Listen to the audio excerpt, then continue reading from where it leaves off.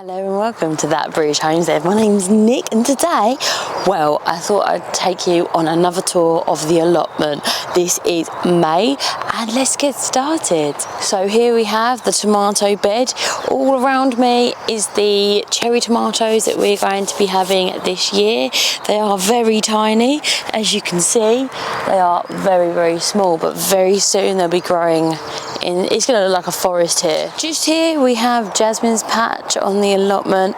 She has sown loads and loads of flowers. As you can see, you've got tulips, you've got a whole host of different bulbs. On this side we've got lilies, we've got dahlias and a load of strawberries, which is very exciting. We're going to spray paint some stones to put as decoys so the birds don't eat the strawberries, we don't have to net them. Works really well, we've been doing it for years. So here is the garlic bed. We do eat a lot of garlic, so we have a few scattered around the allotment. So this is garlic, got some onions in the middle. I do find that the garlics stop the snails eating the onions. These are very young onions, I grew them from seed, so we'll see how they go. Got onions along here as well in the middle along this bed. This is a root stout bed. It does need to be kind of have some more straw put on it, but it is looking quite good as it is. This here is another garlic bed. As you can see, it's going really well. Onions at the back, garlic at the front. This is on horse manure. This has got quite significant snail damage, I have noticed, compared to the root stout bed, which is funny because every time you read anything about it, one of the worries is snails and slugs eating all of produce within a root stout bed. So I'll have to put another slug trap in this probably today. So we haven't actually filled the whole allotment yet. There is this bed and a little bit of the tomato patch is not quite full, but this is a bed that's got horse manure underneath and it's got the black plastic over the top. So we're going to go ahead and plant this up probably in the next couple of weeks. I'm not 100% sure what's going in this, maybe swede, but it's going to be full in the next couple of weeks, if not sooner. This here is a deep mulch. This here is another root stout bed. It's deep mulch. It's wood chip on top of just the natural soil, and we've grown potatoes in it. What we're going to be doing, we're waiting for them to come up in their rows, and then we're going to be healing them up. Each potato is in a row, and we just heal them up by grabbing a load of the wood chip and simply just putting it on top like that. So it's exciting stuff. This here is a bean and a pea bed. The pea and the bean bed is really awesome. It's going to be producing very, very soon. There are flowers all over the beans, which is very important. The peas are starting to produce as well. This is going to be here for a little bit longer, but as soon as the beans have produced, they're like one and done, we'll be clearing this area and planting something else. So right here is our large tomato bed, our beef steaks, our slicing. We've got great whites, we've got Mr. Witchy, we've got zebra striped tomatoes. We've got quite a lot going on here. We're going to properly spread tomatoes out here, so we still need space for our peppers and our chilies, and sweet potatoes. Our peppers are probably going to go into this netted tunnel here so that we still have some space there. So behind me here with this frost cloth on is our carrot bed, and we've got radishes along the side here. Okay, so we planted that one together. There's all sorts of carrots in there, from black nebula to flyaway. There's absolutely tons of different varieties there, which is very exciting. So here is onions. These onions won't be ready until late summer. We harvest them on the longest day. You've also got shallots along here, same. They will be harvested probably on the longest day. We've got a load of radishes along the bottom here, which is very exciting. Beetroot all the way around the outside here. I really like this method. This is is a year old no dig bed. It's really good for interplanting. So for example, when these are about to be done, I can put a load of seeds along the side whilst I'm pulling them out so they can germinate, which is very exciting, less work as well. So far it's been an awesome bed, I really like it. Along here you've got raspberries. Raspberries are a great harvest for us, they always do really well. The issue with this bed is that it's covered, absolutely covered in bindweed, and bindweed's a massive issue on the allotment. I think most allotments suffer with bindweed, but I'm going to come through again and just pull it out. That's all I can do. This is a deep mulch bed. It's got wood chips and it's got some chicken bedding and all sorts on it. It's also underneath, it's been seeded with mushrooms. This whole area has been seeded with mushrooms along this side as well, and the back next to the no dig bed behind you, the onion bed. There's no sign of the mycelium, but it will be spreading underneath and getting ready to fruit, which is very exciting. Got 2 rhubarbs here, and also we have a tayberry bush that I want to show you now. Okay, so this is the tayberry bush or tree. I'm never sure what to say. It produces tons. Every year I chop down any of the old canes, and the canes make really good supports for peas. And it is great, it's fabulous. It doesn't have any thorns, it's great. The tayberries are like this big, they're huge, they're really yummy, they make great jam. The only issue with it really is that the wasps love it, but it makes a fantastic jam. We've just finished off our tayberry jam and I'm really craving to make tons of it this year. So hopefully we will. My evil scheme is to come here about 6 o'clock in the morning and harvest all the tayberries before the wasps come. Hopefully that'll work. But yeah, it's a great bush to have. It's very reliable. It produces for me every single year. Low maintenance. I mean, I clip it back once a year. Just the canes that have produced this year. So all of these will be gone for next year. That's it. I used to support it, but to be honest, it's fine by itself. You just have to make sure you take all the tayberries off because they get very heavy. It might tip down like that, but that's actually easier for me to harvest. So hopefully this year I'll be able to not compete with wasps. But it's great. It's probably our favourite harvest because we love the jam. So I feel like we're getting quite good. We're getting there. Things change so quickly this time of year, I personally think. I do have a lot of rubbish that I need to pick up, as you can see behind me, but overall it's going quite well. So I don't often show you this part of the allotment, but I thought I'd show you. Here is like the entrance to the allotment, and I've done flowers on the runway of either side. Waste no space. Waste no space. Okay, so this is a really exciting place on the allotment at the moment. I've just put out all of our winter squash. So around me is everything from pumpkins to crown prince, potato squash, mashed potato squash, you've got spaghetti squash, you've got literally so many squashes all around me, which is very exciting.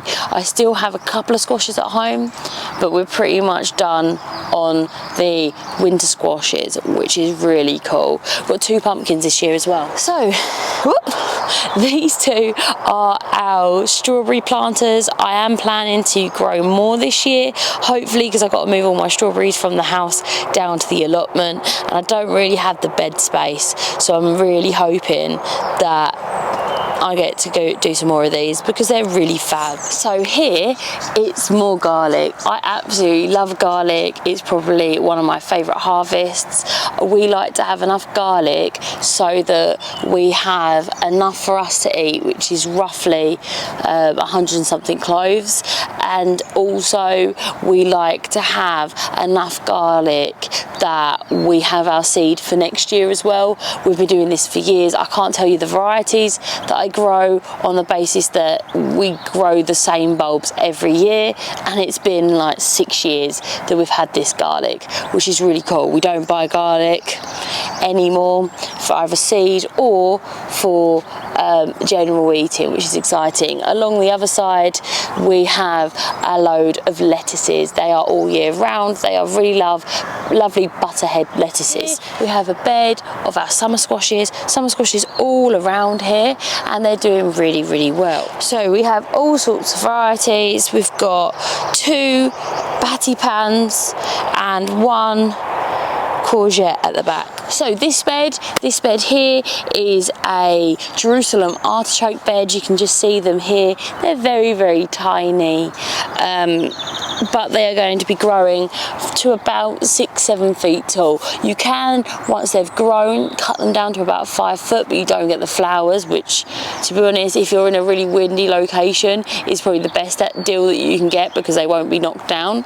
They produce a ridiculously massive harvest. That's why we've still got the border on this bed, because we don't want it to spread outside this bed, because they are perennials. They grow ridiculously. I've planted a few plants. There's some volunteer potatoes as well. I'm going to keep the potatoes in the bed. If they want to volunteer, that's awesome. Saves me a job from planting them. So I'm going to probably dig up this bed next year and having to get these Jerusalem artichokes and the potatoes out. So this is a rhubarb, and as you can see, it's going to seed. You just need to pull that off, and that is how we deal with that. It just means that this particular crown needs to be split and separated. There's another one here coming through, just twisting it off, and it's fine. This is a wonderful rhubarb plant. We get tons of rhubarb for rhubarb pie, rhubarb crumble, rhubarb jam. It's great. Lots of people don't know how to cook rhubarb. You do cook it, you don't eat it raw. I met someone the other day who was eating it raw, and I can imagine that being incredibly bitter. And it's a really great harvest, especially for crumbles. So next to our rhubarb, we have these beautiful flower bushes. These are peonies. I've got a darker peony here and a lighter peony there. This was here when I got the allotment, and I think they're absolutely great. Looks like we're going to get a lot more flowers than we did last year, which is really good. I'm very excited about seeing how well these do, and hopefully they're not crowded out by the weeds. We get a lot of docks on this allotment which crowd out the plants, and I am trying my hardest to stay on top of those, so we'll see how it goes. So this here is another root stout bed.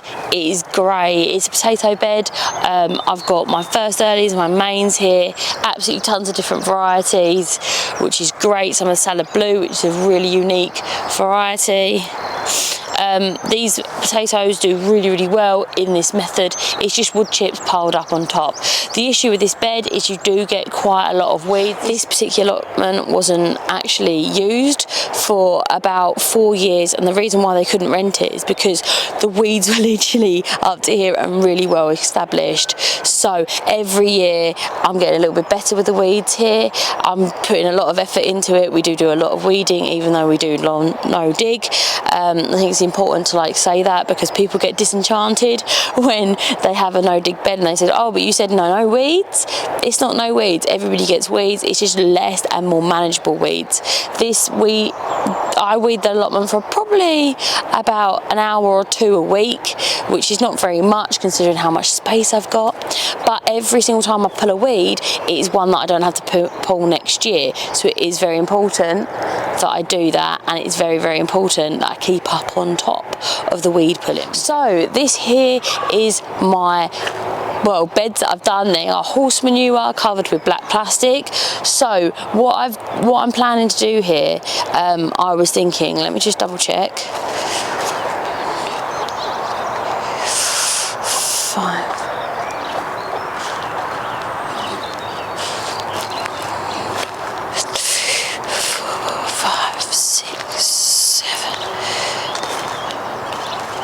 10, 11, 12. Okay, so what I'm thinking of this bed, I was going to use them both for sweet potatoes, but it turns out I don't need that much space. So I'm going to use this side. Use this side for sweet potatoes. I'm not actually sure what I'm going to be putting on this side. Probably peppers, because I've got more peppers and chilies that I can't fit on that side, so most likely they are going to go here, which is awesome. I've got the big space at the back as well that I could put some more peppers and chili plants. They are a really important important harvest for us, so it's really important that we have enough space for them. We are now getting to the point where we are running quickly out of space, so hopefully we'll have some form of harvestable area before then. We've still got all that space where we've got the peas and the beans that will be being cleared and being renewed for something as well. So this bed across here is a no-dig bed that is horse manure over cardboard, and in there buried is beans, French beans, all different varieties, bush types. And what's going to happen is when they start spraying, I'm going to cover them up with some netted tunnel like I've done over there because of the rabbits, etc. This here is a peach tree. It's doing really well. It's got a lot of leaf curl, which I'm not sure why it looks like that, but as you can see, I'll show you. It's got some leaf curling that I'm not 100% sure why it's doing that and why it's discoloured. It was absolutely fine before I went ahead and covered it, but now it's got weird leaf curl on it. I think it's lost all of its blossoms as well, so I'm really worried about this, but I've never grown one of these before, so do you know what? The fact it's got leaves makes it amazing for me. So this here is my plum tree. You can see it's starting to look like a tree, which is very exciting. This is probably the best one that I've grown. It's all of this growth is new, okay? So it came like a twig, and all of this has grown since I've planted it. It's doing super well. I'm super proud of it. Bindweed is a massive problem on this side of the allotment, well, this bit anyway as well. So what I'm going to do is I just come through and I just pull it out when I see it. I do prefer bindweed to stinging nettles by a landslide, but it is one thing that I do have to keep pulling up. So it's just one of them things that I need to keep on top of. One of the many things that I need to keep on top of. So this here is a apple tree. It was planted the same time as that tree. You can see it's a lot shorter. It has got some growth on it, which is really good. I do notice that it's got blossoms on it. Now I'm hoping that these blossoms are going to be something that turn into apples. That'd be super exciting, wouldn't it? If I got one apple from this, I'd be overwhelmingly excited, but who knows? Who knows? So this is another no-dig bed. It is for potatoes. It is probably the widest one that I've done. It's exciting. They're just starting to poke their heads through the mulch. This is the youngest bed that I have, which is rather exciting because it just shows how everything is growing and going and being great. So this bed is probably needs to be wood chipped along the lines. We still have a problem with bindweed in this bed and docks. I've pretty much pulled all the docks out, so every so often I just come in and I go through and I absolutely demolish the docks that come through. So this is my cabbage bed. As you can see, there's absolutely loads of cabbages in here, from the baby ones to the more mature. Each will be giving us a different harvest, which is really exciting. I'm hoping that some of these will come to fruition soon because I'm really hoping to get some nice organic homegrown cabbage. So here is a new bed. This is one that I did not yesterday, the day before. This is our pickling cucumber bed. So we have little pickles put in. The pickles that I've grown this year have the most exciting name of pickle. So all of these are pickles. I've covered them in netting because we do have rodent damage. I find that my cucumbers grow best along the floor, and I really like growing them like that, but the big issue that I have is rodent issues. So I'm hoping that having the netting over them will stop them being damaged by mice, rats and rabbits. We also adore having pickles, so it'd be really exciting if we get more pickles this year. This bed here with the ground cloth on it is once again cucumbers. I've done 2 rows of cucumbers along here. Cucumbers are an important harvest for us. One, We barter with them. We actually we trade apples for them, so we grow enough so that we can ask our neighbour for apples. And we grow enough that we can eat a ridiculous amount of cucumbers. They are growing really well. I put them in the same time, and as you can see, they are absolutely, oh, maybe you can't see. As you can see, they are absolutely tiny. Now, I've got the frost cloth on just to stop the rabbits from coming and eating them. I will transfer them later into netted tunnel, which I will probably do in the next few weeks or next few days. So that's very exciting. So this netted tunnel here, this has a load of cabbages in. As you can see, there's one just there. These are very small cabbages, and these cabbages here are under netted cloth on the basis that we have really bad bird damage. So we'll have the netted tunnels on them for their entire life. So here we've got a load of purple sprouting broccoli. So this purple sprouting broccoli won't be able to be harvested this year. We will be harvesting this purple sprouted broccoli next spring, so it is a very long growing season with a harvest in the future. I'm really excited about this one because it will really help to feed the hungry gap. So thank you so much for watching, and I'll see you next time. And if you haven't done already, please consider to subscribe, and I'll see you next time. Bye bye.